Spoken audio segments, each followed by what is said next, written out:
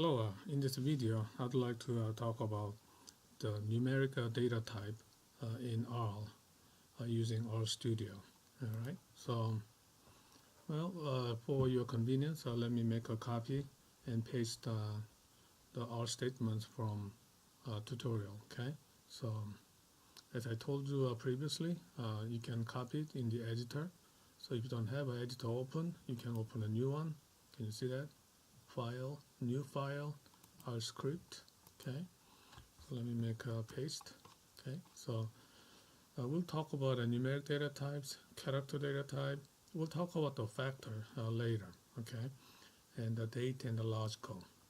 The numeric data type is very similar to float or double in many other computer languages. Okay, so as I said previously, you can any R statement in the editor, you can execute it using Control Enter, or can you see that? Run.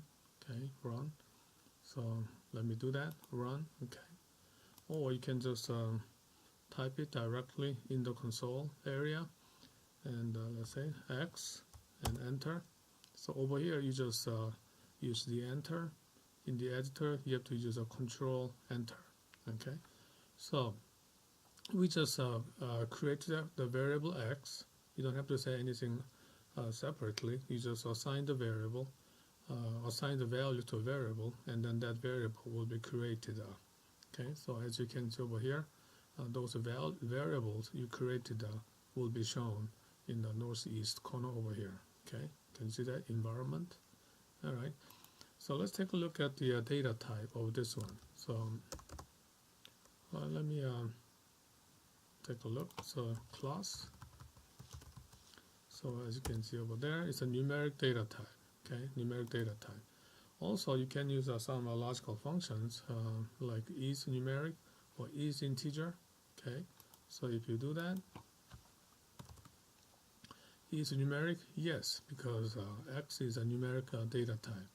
Is this integer? Let's take a look.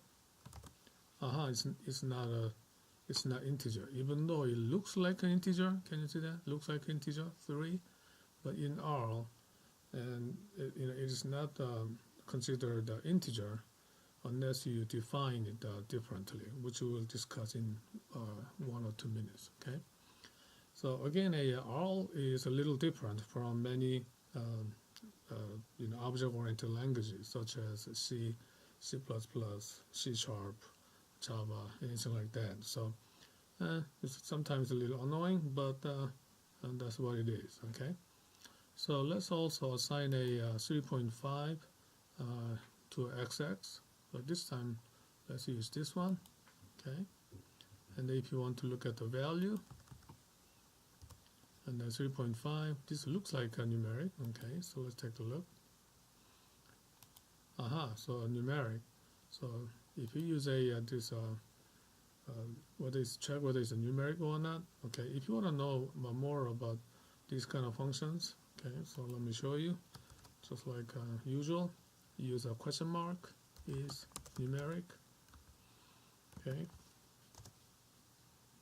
so you can see over here, so you can actually find some logical value, whether it's a true or false. Is numeric. Can you see that? All right. So as you can see over here, it's a numeric, but this maybe not. So it's not an integer. So if you want to actually assign an integer, you have to add a L at the end. Okay, L. Okay, so now if you look at a value of y, it's a 4, but this time actually the class is different. If you look at the class, it's an integer. Isn't that interesting?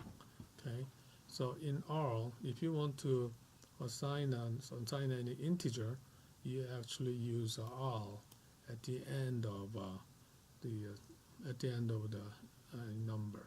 Okay, but R converts integer or numeric to numeric when applying numeric operations. Okay, so for example, x, if you divide the x by y, remember y is an integer, so But if you divide x by y, even though y is integer, it's becoming a numeric. Okay. So same with many other operations. Okay.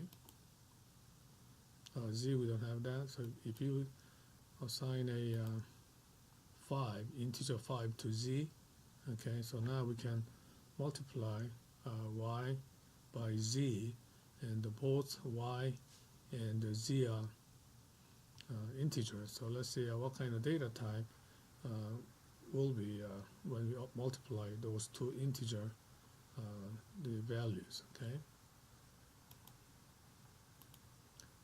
So when you multiply it, y times z is also integer. Okay. But how about if you divide x y by z? Okay. Both of them, both of the variables contain now integer. Okay. But if you divide y by z, it's actually numeric. Okay.